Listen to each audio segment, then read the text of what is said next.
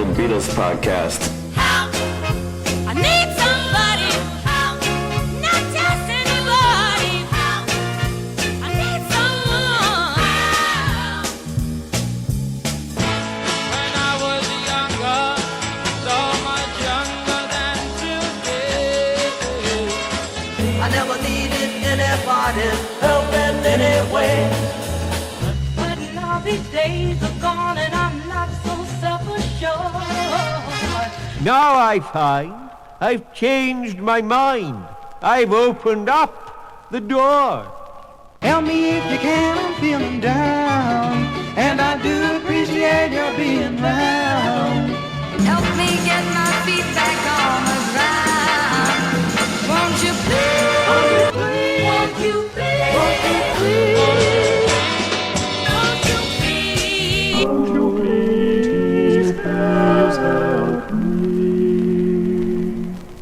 Part 3, later that evening. Yeah, so then the boys order soup. John finds a pair of wire-rimmed glasses in his soup. What's this? Glasses? That's right, sir. They're glasses, sir. There's some more backstory about the history of the sacrifice. And yet again, TJ, another attempt is made to amputate Ringo with a big knife and, there's a big old brawl. Splits the table apart. Do you know who one of the people fighting in that fight scene is? I don't. Phil Collins. You probably don't know it, but 30 years ago, almost this very day, I was in the Indian restaurant fight scene in the Beatles film Hell. No, but one of the Beatles actually does get a good punch in, and I couldn't figure out who that was. Maybe John? I think it's John. Yeah, that makes sense. So with this Bob Wooler history and all that. I think that was Bob Wooler again. Yeah, John gave me the hippie punch, which was a great record, and he kicked my ass. And he doesn't regret it. He even said so during Get Back. I don't regret any of it. Even the Wooler thing. It's so good. Let me ask you a question, Tony, because Sure. you have a big role on the cultural and critical hit The Bear. Thank you. Do a lot of terrorists come in and start like murdering people in the kitchen? Is that like an accurate kitchen scene? You know, we shoot a lot of improv scenes that get deleted, and yes, it happens all the time. They're just improv scenes, though, that get deleted, and maybe you'll see them one day on the Bear DVD. I get to name those improv scenes, by the way. This is true. We do shoot a lot of stuff that is improvised, and it'll be like, okay, this scene is going to be between Fack and Sugar, and it's about blah, blah, blah. And I'll say, like, okay, let's call it Cherry. This scene is called Cherry.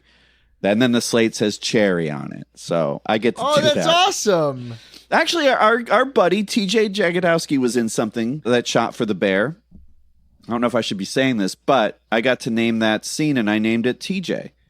That's so there was cool. a scene named TJ. Yeah, so look for that. It's not coming out. It hasn't been released yet.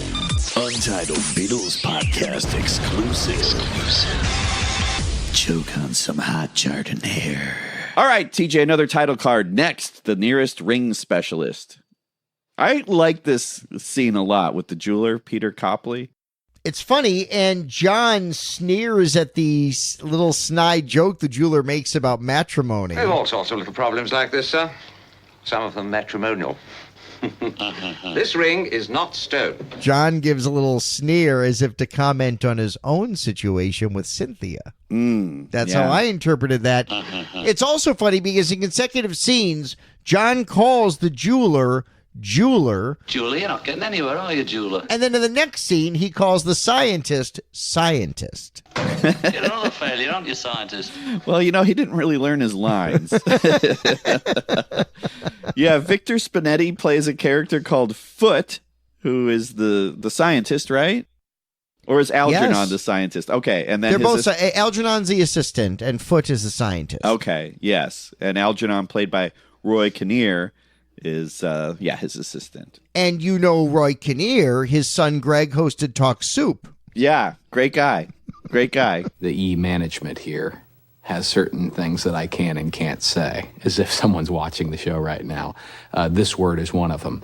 How to be a better bitch would be the title of the program. Take a look at this. So we're at the laboratory. There's a lot of Magic Alex contraptions. Yes, it's buddy. That's my note. It's a whole. He's like proto Magic Alex. Yeah. His foot. I can't watch. It's working.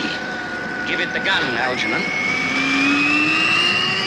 Yeah, I will say there's a lot of serendipitous things that are in this movie that happen later in life. Like, they really did meet a guy that had these contraptions and, tried to make a guitar that could also be a bass if you twist the neck around, but it looks like a Nerf guitar. Well, and defending a Beatles life using a lamp. I'm not kidding. There's a few moments in here that are close to reality.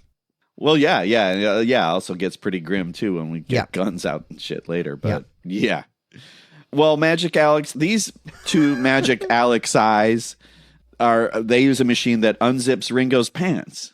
Mm-hmm. Ringo's pants come off for one of the longest takes ever. It is. Yeah, it is.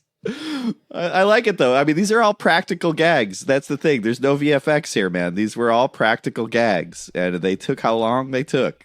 Which is so good. The patience, I love it. And then Ame arrives in an all pink leather outfit. She's looking very fetching, and she even has a pink pistol. And she has a great joke here, Tony. She actually says, "I am a dead-eye shot at shooting." Hold. Release him or I shoot. And I am a dead-eye shot shooting. Yeah, so she rescues them, and that leads them back to the Beatles pad where we are singing "You've Got to Hide Your Love Away." Here I stand, head in hand, turn my face to the wall.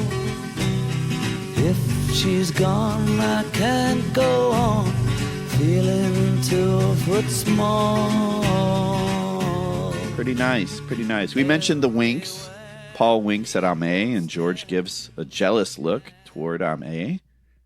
And then the gardener does that flute solo. The gardener does it's a double flute solo, right? Isn't that 2 flutes playing the solo on the record? I think so. Well, yes, on the record there's 2. Yeah.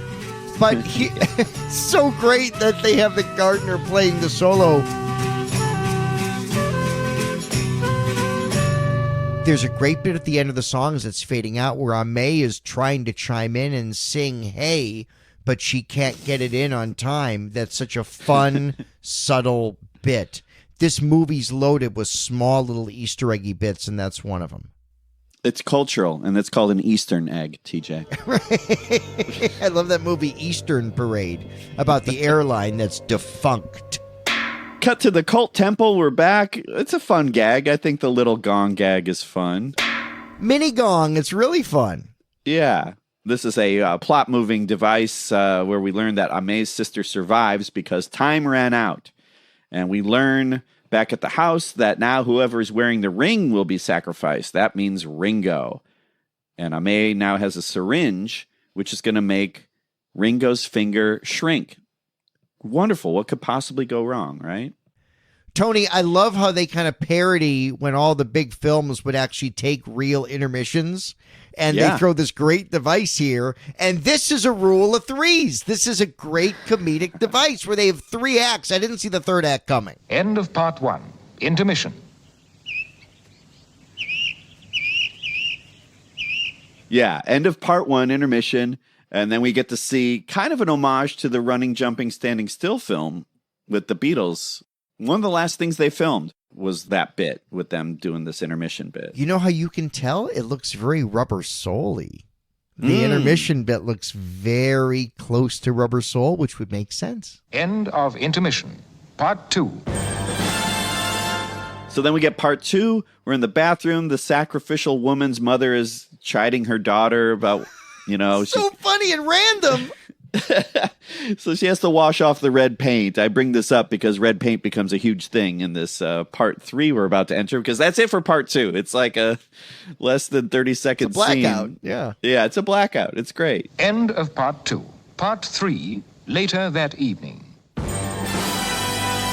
So we're still at night 8, story night 8, and back to Ame with the syringe. She's about to administer the shot. It's a minor medical secret. I thought that was a funny line. It is funny. And Ringo says, I'm allergic to penicillin. And there's a few hints in this about Ringo's illness as a child. Like it brings it up 2 or 3 times. Yeah. Ringo's history of being ill. It also shows that the Beatles, TJ, are actually vaccine skeptics. So... Yeah, let's talk about this for a second, Tony. One of the reasons I don't need vaccines is because of beef tallow. Meanwhile, Clang and his henchmen are surrounding the house, and the ringing and the commotion spooks Ame, and she drops the syringe directly into Paul. And she refers to this as a dreadful miscarriage. This is a dreadful miscarriage. Here's the thing. Some of the scoring here again, like this is where From Me to You Fantasy comes in. The whole From Me to You Fantasy thing. And I actually hearing it outside of the Help soundtrack, From Me to You Fantasy over Rock and Roll Fantasy. Yeah. All right. I'll give you that. Even though you hate From Me to You. So, wow, that's saying a lot. You really hate Rock and Roll Fantasy. I like the fantasy version, man, and I'm tired of Bad Company. Who sang Rock and Roll Fantasy? Maybe? I forget. I don't know. Rock and Roll Fantasy. It sounds like Bad Company. Listen to The Drive on a Sunday at 2 p.m. and they'll play it for you. Talk about a milquetoast band. All right. Oh, now we get, so Paul, the syringe has shrunken Paul. All that remains is his suit, his crisp suit. I love it. And Tony, John sniffs the needle. Did you notice that? John does a quick needle sniff, which is great. Oh, I missed that. That like he did with the Coke bottle in Hard Day's Night. I missed that bit. Oh, good eye. I missed that. But so we have Honey, I Shrunk the Paul. He's naked out of his suit. And one of the great framing cinematic devices I've ever seen is miniature Paul with the ashtray with the lit cigarette and the little bit of the Wrigley's gum wrap. And by the way, this is, okay, Beatle breaking news. I can't believe I had to wait this long to talk about it. We have our first official, other than Paul playing Wrigley Field, we have our first official Beatles Cubs mashup because it's Wrigley Gum. Who owns the Cubs? Wrigley. The Wrigleys, 410 North Michigan. I made deliveries to them all the time, and whenever I made deliveries to them at the lower level of the loading dock, because God forbid I enter the building, you would get a free slice of whatever gum you wanted. Juicy Fruit, Spearmint, Double Mint. So great. And your steps from Billy Goat. Yeah, where you could get a 45-cent cup of coffee in like 2010. Yeah, man. Those were Bonkers. the days. Yep. I love Billy Goat. I think it's still like 50-some cents, by the way, at the Lower Hubbard location. Cup of coffee. It's not strong, but it'll coffee. do. It was brewed 2 weeks ago. But it is cool that the Chicago and the Cubs connection, the Wrigley thing, I've never made that connection before. I thought of that. I'm like, hey, Chicago. There's some Chicago. Yeah. But it's really, really, it's a beautifully and artistically done scene that could be very stupid. Yeah, I think it's fun. It's fun. Yeah, and this is where we're using, what is it? Wagner? I don't know how to say it. Lohengrin Act 3 Prelude. The thing is the Lohengrin fruit.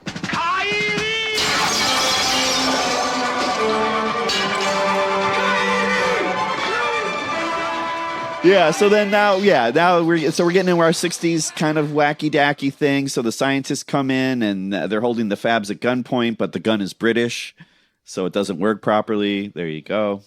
A lot of fun recurring bits with the scientists about British voltage versus American voltage and the general kind of trending of how products are made. Very funny characters. I will say that it's roughly the same character in A Hard Day's Night as Help for Victor Spinetti and How I Won the War. Mm-hmm. Oh, no, maybe not quite as much that because it's a little more, militaristic, but he's really good at that one character, but I've seen it. Yeah. Yeah. Would you say that the How I Won the War character is more like his Magical Mystery Tour one? Yes. Right? Yeah. Which might be my favorite across the board. And Algernon is from Flowers for Algernon, which is a short story that I've not read, but my research of it, I don't know if you looked at this, Tony, but it is a short story about a little mouse, and it's in many ways a metaphor for how the mentally ill have been treated or were being treated at the time that story was written. And it's interesting that that's the nickname of this kind of befuddled, try-hard assistant. Yeah.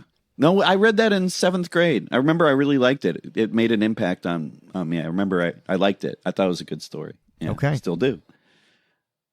There's an inexplicable train scene with Clang and his henchmen on the tube. I couldn't understand it, but I figured, okay. That's the gag of it, because then the one guy's like, I don't know what he uses a really derogatory term. What does he say? He goes, yes, I don't understand this Eastern babble. Okay. Yikes. He goes, Latin, sure. I don't understand this Eastern babble. I mean, you can see why, you can see why people are taking offense to it in this day and age. It's just taking a whole culture. I will say this, okay? I'll say it this way. When I was growing up, my dad, who's Cuban, like fully Cuban, he didn't care for Speedy Gonzales. He thought that was Latin culture turned into like a clown, So it's that. That's all. It's just saying like, oh, we British, we white people, we have the right culture, and I don't understand this craziness, this wackiness. They're killing each other with knives, and they're barbaric. So I get it. I empathize. I, as a Jewish person, do not care for Stephen fucking Miller. So I understand what you're saying about these cruel stereotypes. Yeah, okay. Are you fascist about to lose? You fascist about to lose? You fascist about to lose? You're about to lose. You fascist about to lose. Then we get another title card. Meanwhile, seemingly safe in the sheltering Alps. We alluded to this last week with the Ticket to Ride video. Here they are in the Alps. It's iconic. I love these shots. I'll always love, this is one of my favorite parts of the movie. It's the Can't Buy Me Love of the film. It's the we're out type energy. It is so fun watching them try and fail on skis. And if you read anything about this, it was the first time any of them had been on skis. I don't think George was quite as happy with some of the trying of. In fact, there's a couple shots throughout the movie where you see George looking a little bit dour. Which that makes sense. Yeah. It certainly does make sense. But again, not the joy of A Hard Day's Night. It's interesting. In one of the bonus videos, Tony, they have Richard Lester talking about how they had one perfect shot that was encumbered by power lines. Oh, yeah. So he and his editor turned it into a staff of music notes. We had some telegraph wires, which were ugly. And I thought, well, we can't get rid of them because this was before any electronic means of painting something out. So we just came up with the idea of putting the notes from the song on it. And that's a cool thing. Even before I knew that, it was great. It's a beautifully happy accident. Yeah, that's something the Beatles would have done. 100%. This scene is chock full of camera angles and physicality that had not been done before and clearly influenced everything that came after. The Monkees, Monty Python, 80s videos, all of it. Yeah, man. One of my favorite shots is the one with the ski poles right up on the lens and them kind of switching between the two frames on all the switching their faces. Yeah, it's just good, man. It's a great video. Go watch it again. It's good. Now, Paul riding a horse, is that kind of a precursor to Give My Regards to Broad Street? Yes, and I kind of think somebody had just asked him about his father's horse. What about your father's horse? Tony, there's all the things. There's a wine and cheese party, a piano, Ringo on a train, Paul on a horse. This scene has so much stuff going on. Yeah, I love it, man. I love it. Yeah, the wipeouts, them falling hand in hand in the snow. Oh, yeah, there's another bit that they do. It's a gag he repeats twice where you're zoomed in on a long lens and George is skiing at you. Pull wide to reveal that he's just on his feet. He's not on skis. We'll see that later in the Bahamas with the Another Girl video. Yeah. Now, this gets to one of my favorite moments, though. So the ski lift, the exterior ski lift, and again, the ADR that we were talking about with them on the sled. First of all, there's 4 of them on top of each other on a sled moving by. And that laugh that they do, the noises they make, I love it. What does it sound like, Tony? I think it's like... It's like Beavis and Butthead. Yeah. Again, the Beatles invented Beavis and Butthead. There you go, 1965. You should try to get in the Beatles. I heard they have an opening. During this, Ringo gets snared. Clang is a snowman. These are all fun reveals. Again, we're still having, visual gags galore. My fatigue is settling in, but I'm not I'm still ready because the Ticket to Ride video gave me more juice. Yes, and you've got to, that they're already fishing for straws. What's the term when the meanwhile in the Alps? Like, okay, what the fuck are we doing now? Yeah. But I couldn't agree with you more. And by the way, Klang's a creepy snowman. So that keeps it interesting. I also like when Foot and Algernon are talking directly next to each other on headset. Right, that's a great bit that I'm guessing in 65 you hadn't seen a ton. That would seem like a newish bit around then. I am easing the fuse in now. What? I know, you fool. I'm here. Steady. Steady. I am steady. Now, I turn to the right and it locks. I am turning it to the right. It is locking. That's what comes of teaching science by television. Yeah, so they're curling, and they get the idea to put like a bomb into a curling stone. And George has that funny line, it's a thingy, a fiendish thingy. A fiendish thingy! Our first Mal Evans cameo appears as the swimmer looking for the White Cliffs of Dover. Appearing in the hole from the explosion in the ice. Excuse me, White Cliffs of Dover? Thank you. It's a great gag, and I love that it's Mal. Yeah.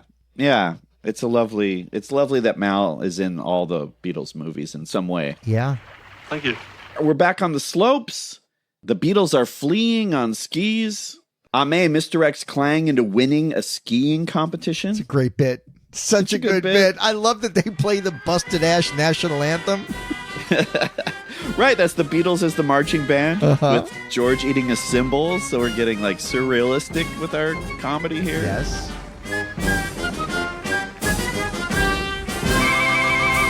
Then now it's nighttime. One of my favorite shots in this movie is coming up here where, Klang now has a flamethrower. He's trying to just burn Ringo alive.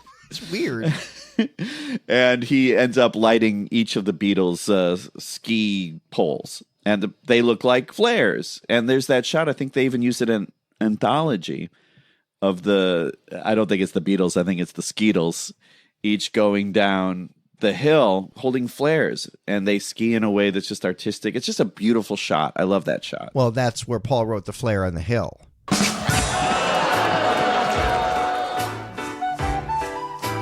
Okay, yeah, so they ski down into a train station and John gets a ticket for London. Then we're at Scotland Yard. I love this guy, the chief superintendent. Patrick Cargill is the actor. His Ringo impression is hilarious. Allow me. I'm a bit of a famous mimic in my own small way, James Cagney. Hello there, this is the famous Ringo here, Gear Fab. What is it that I can do for you, as it were, Gear Fab? Not a bit like Cagney. And they capitalize on Fab Gear again, like they do with the fashion influencer in A Hard Day's Night. That's true. I mean, yeah, in a way, right. In a way, that's why maybe I was calling this a sequel. You know what I mean? Like, there's still little bits that come up again. Spinetti's being Spinetti. The officer is same authority, bumbling figure. Yes, a lot of repeat stuff. They're now chasing after them with red paint a lot. There's like a balloon with arrows that comes at them. They're trying to get Ringo covered in red because you have to be covered in red for the sacrifice. And he's wearing the ring and blah, blah. So they get out of there and they go to Salisbury Plain, which is a safe place, according to Scotland Yard. Because they've got to record a record tomorrow. Yes, they need protection to do this record. And he picks up the phone. He goes, "Get me protection." Great bit. We need protection. We've got a record to do tomorrow. I need protection. And you shall have it. Get me protection. But visually, I do love the Salisbury Plain stuff, and we get to see I Need You, another music video. This would have been one of the ones that was taped off of the TV that I watched a lot as a kid. Love you all the time and never leave you. Please come on back to me. I'm lonely as can be. I need you. I've always loved it. Ringo's cymbal stand. What is going on with that cymbal stand going back and forth? It's got to be a rig. Well, he's so cold and windy. I mean, you can just tell he's smiling through he's freezing his ass off. Yeah. And Dick Lester put that, like, you see him actually shivering in that close-up at one point.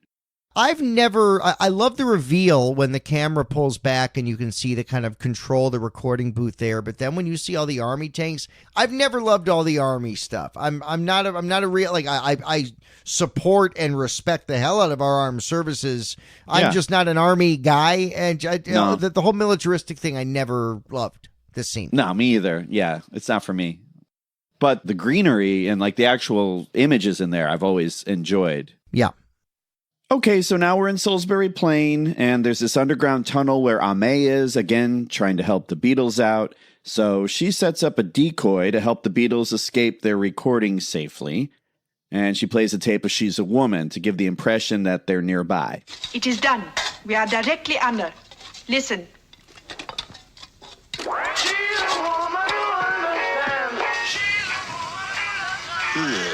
Shocking. Then we get The Night Before. Kind of. Kind of? Well, we kind of get The Night Before. It's the first Paul song, and it's the first song in the film that doesn't have a proper intro. Yeah, that's right. Yeah, that's right. It just cuts right in, right? It's a hard cut from She's a Woman.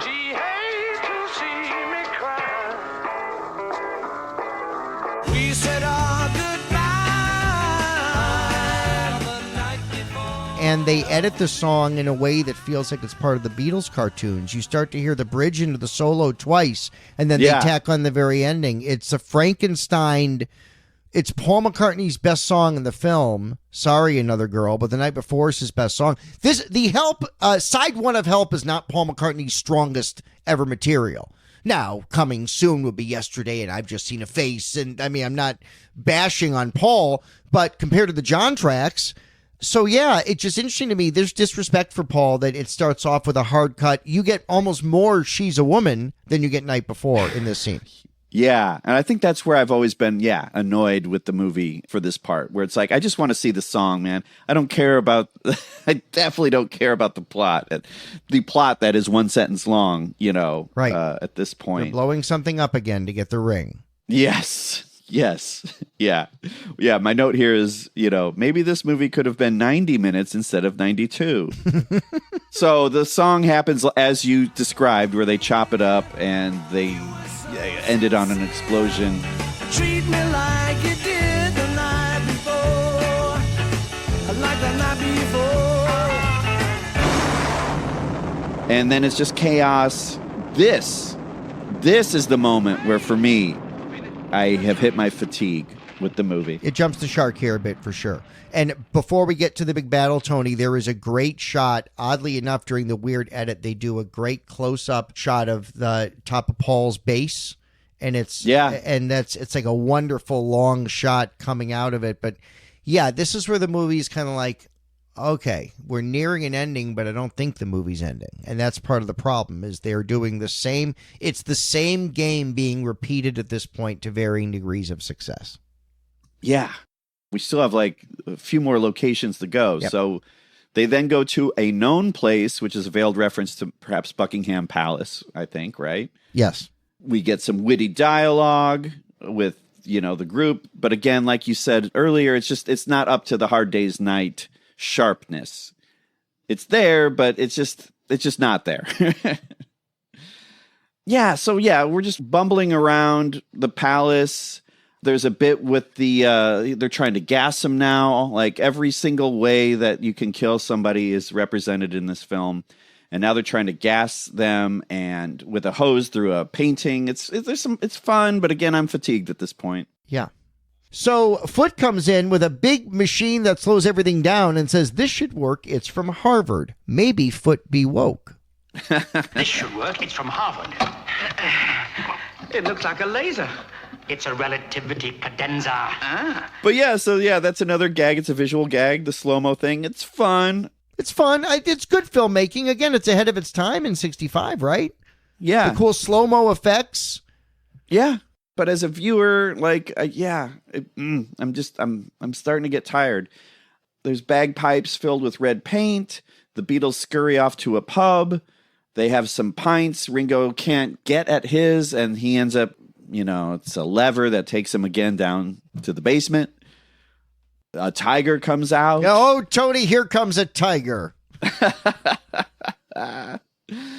Yeah. Now, Ringo was actually protected in real life. The DP said that there was a bunch of thick glass between him and the tiger, so that's how they did that. Yeah, tell that to Roy, moron.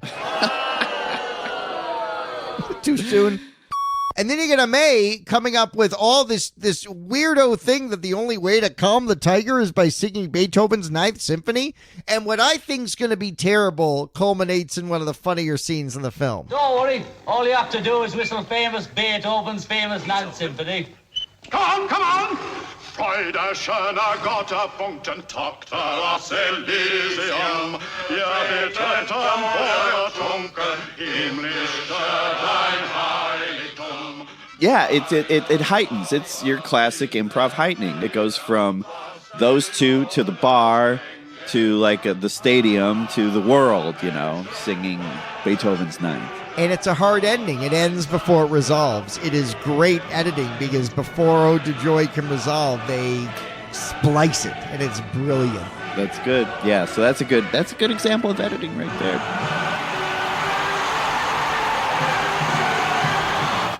Fun scene next, though, at the airport. So John's got this long beard and then those National Health granny glasses. I mean, he basically looks like he does, in 4 years? Yeah, so does Ringo. Ringo looks like he's shooting the promo film for early 1970. He's got that 80s haircut, though. Yes, like he's doing the Princess Daisy TV miniseries. That's what it looks like. Yeah, this is one of the more fun scenes. It's unfortunate that it's buried, after I've lost my patience, but Paul looks like one of my uncles. Like, he looks Latin. He's got a thick mustache, glasses, and he's got a press hat on. And then George also, he's got a beard and his hair is parted down the middle. Like, they all look a little bit, it's funny. It's like, this is what I meant by these little prescient things. Like, yeah, they're all going to kind of look like that a little bit, Paul, not so much, but it was fun to see Paul looking that way. We don't know. Maybe in a year, Paul looks like that. Yeah, maybe shell out 4 digits and you'll find out. And so, TJ, they found themselves in the Bahamas. I have this as day 15 in the story. They're taking pictures of themselves. The Beatles invented the selfie. Well, Tony, that's a great continuation of all Richard Lester's great work at the press conference and at the in London at the party with all the cameras clicking in their face. This feels like a nice callback to that. This feels intentional. Now the Beatles are in control of the photos, not other people. That's fun, man. Yeah. The Goodyear blimp is there. So, yeah, now you see where the budget's going. Not only that, when they're in the baseball field in the Bahamas, there's ads for 7 different organizations. There you go, man. Yep. Pop art, commercial art. It's pop, It's just the Andy Warhol soup can, TJ. Get over it. That's all good art is. I love when the guy, great almost airplane type bit where they're landing the plane and then they're playing ping pong right away is a great bit. Yeah, I have that exact note written down. Ping pong gag out of airplane. Yeah. Yeah, the visual gag with the large staircase and the small airplane. This is beginning to feel like those brothers that make those airplane movies. Yeah. The scientists are happening in here somewhere, and then we get another girl. Oh, I have got another girl. You're making me say that I've got nobody but you. But as from today, well, I've got somebody that's new. I ain't no fool and I don't take what I don't want, for I have got another girl. With George playing John's Rickenbacker 325 and Paul's Hofner bass at one point. Yes, and George looking a little frustrated at times. There's a great John and Paul moment that breaks my heart in this film, in this song, where it's Paul singing, but there's a shot of John downstage of Paul as they're both singing. John's clearly singing nonsense lyrics, and Paul puts his hands on John's neck to kind of mock choke him for messing around. And it's like a beautiful, like what must have happened a million times with those two. Yeah. That's funny, man. Yeah. it's fun to see John on drums too. That's cool. I like the Another Girl video, but not my favorite. And it's funny that that's like the last official Beatles video song you get. Is the how about Now and Then? Is this video too much with the using women like props? I mean, my joke note is there's no SI swimsuit issue without Another Girl. But I mean, it is a bit handsy. It's of its time. Yeah, it's the idea that, that certain women are your possession or your candy, your arm candy. Yeah, I wouldn't say it holds up terribly well, no. It also would save that Ringo's on guitar, playing A, D, and E. Now the Beatles are on bicycles. They look like fixed gear bikes, by the way. The way they're riding them. Anyway, I think they're Fab Gear bikes. They definitely are Fab Gear. Hello there, this is the famous Ringo here, Gear Fab. What is it that I can do for you, as it were, Gear Fab? They're being chased yet again, and Ame rescues them to a secret underground temple. But those bikes, that's an anthology, right?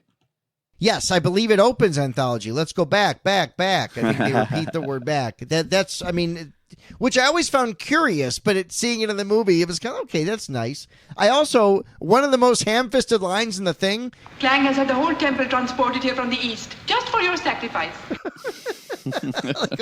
These criminals have a huge budget. They do, yeah. Those sacrifices, they must make a lot of money doing, they're probably TikToking them or something. I don't know. However you make money on the YouTubes these days with the kids and the boxings and the unboxings and you sniff a microphone and they make money and then you hit skip ad and that gives them money. It's how you do it. It's like they say, when you're on TikTok, you don't stop. And you don't stop. TikTok, you don't stop. To the hard TikTok, you don't stop. To the hard TikTok, you don't stop. To the Well, we only have a few more scenes to go, and we will stop. But TJ, we're on the Goodyear blimp, and we have another visual gag where they're putting red footsteps on the ground, and the biking Beatles discover them. Initially, there was one set of footprints. And that's when Paul was carrying that weight of the Get Back project. It is funny, though. There's this self-aware line to Paul about already having the part when he's on the ground. Does George say it? I feel like, is it George? It's either George or John. I forget. I didn't write down who. It just, to me, that was a very funny, self-conscious part of the movie. Don't encourage him. You've got the part, Paul. Well, and there's also a cancel moment where Paul, I think, is mocking a Native American Indian and saying about hot foot. It's an uncomfortable well, no, that's moment. Classic comedy. A hot foot is classic comedy, TJ. That's when someone is sleeping and you rip open the front of their shoe and their sock and tear the sock off. Hot foot! And then you put a match between their toes and light it, and they wake up going, "What's that smell?" And then they realize that their foot is on fire, and they go hopping around the room on one foot. Now you set my soul on fire. It is not just a little spark. It is a flame, a big roaring flame. I can feel it now. It is burning, burning, burning. Say, something is burning around here.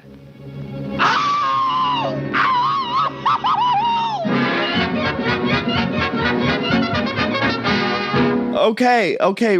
They become caged in a hut. Ringo is captured and put into a trunk. George does there's the stuntman, but George does jump on the back of that car and assume a continuity position. You could tell he moves his leg. I'm like, oh, good continuity, George.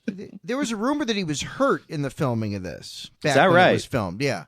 But it's interesting because I think that Foot and Algernon are going to get away because I took one look at that car and I want to say to George, nice motor. Nice motor, George. He thought so. He wanted it so bad he jumped on the back of it. Nice motor. Nice motor. So should we go make a record? There is one funny bit where, George, the car crashes and George opens the trunk to rescue Ringo, and it's a very deadpan hello. Hello. From Ringo. Sad. Now it's a very famous plan, it says on the screen, and Paul is disguised as Ringo. He gets knocked out by a coconut. Uh-oh. There's a baseball sequence where John, as Ringo, gets abducted, and then eventually Ringo gets abducted at gunpoint. Tony, why is the plan to hurt the other Beatles to save Ringo? I don't understand why they put the other Beatles in masks to risk their lives to save Ringo. Yeah, I don't know either, man. Yes, plot hole. Plot hole number 14 of 38. 14. We get a lot of plot holes at the end. Yeah, now we're on a boat. Let's just jump to it. Like, this is how the movie feels. And like, again, have you hit your fatigue point yet or what? Oh God, no question. I hit my fatigue point when like one of the jokes at the end, okay, are we ready for the montage at the end of the film to the song Help? We're real close to that. Yeah, there's a boat scene and then they jump off a boat and then there's a beach scene and Ringo can't swim, and he says he can't swim, but they still get in, and then Foot and Algernon, like it's a constant battle for how to get Ringo back. Yeah. And then when it ends, it feels like the end of Blazing Saddles, which I know came certainly, a decade later, maybe not a full decade later. Most plays in 73. 1974. But, it ends with the food fight and Dom DeLuise, and it becomes a whole kind of different movie. Yeah. This just kind of becomes a chaos montage at the end of this. And I feel like one of the best parts, I think I mentioned before, is when Mal Evans has his callback, but the song Help's playing because it's a montage, so you can't hear any of the dialogue. And they tell Ejected Mal Evans he's got to go the other way to get to the White Cliffs of Dover. To me, is the high point of the whole thing. And, in A Hard Day's Night, even when they were performing at the end doing the TV studio songs, I never was excited when it ended. And even in the credits, where this movie has kind of fun credits to classical music. Oh, what's the song? Barber of Seville. Barber of Seville, right. Yeah.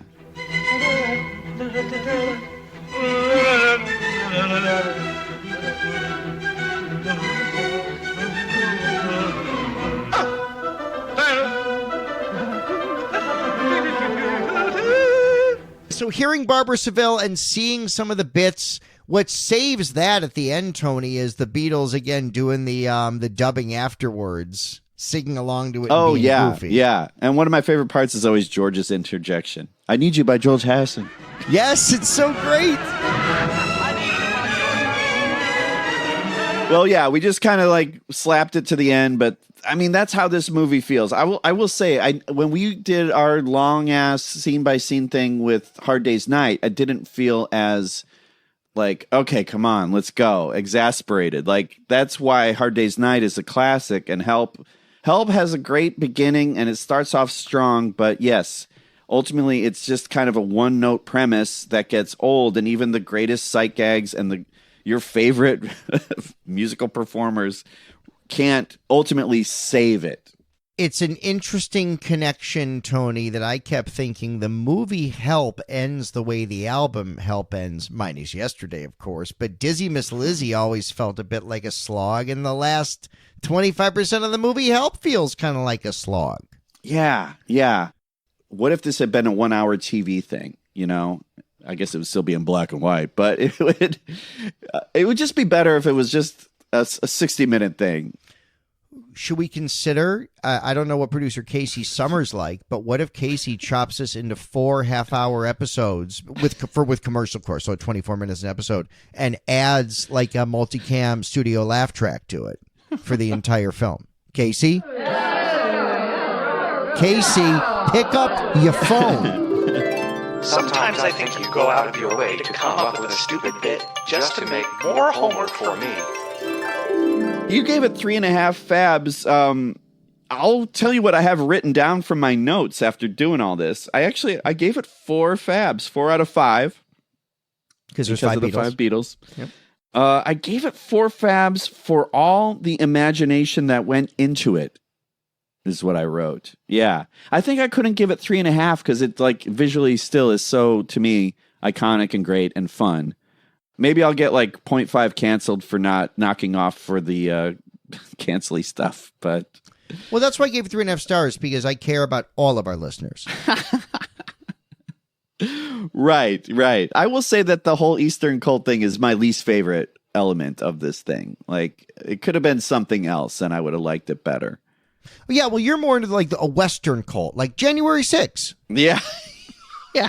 Now make fun of those people. I'm all on board. That's how you fix help.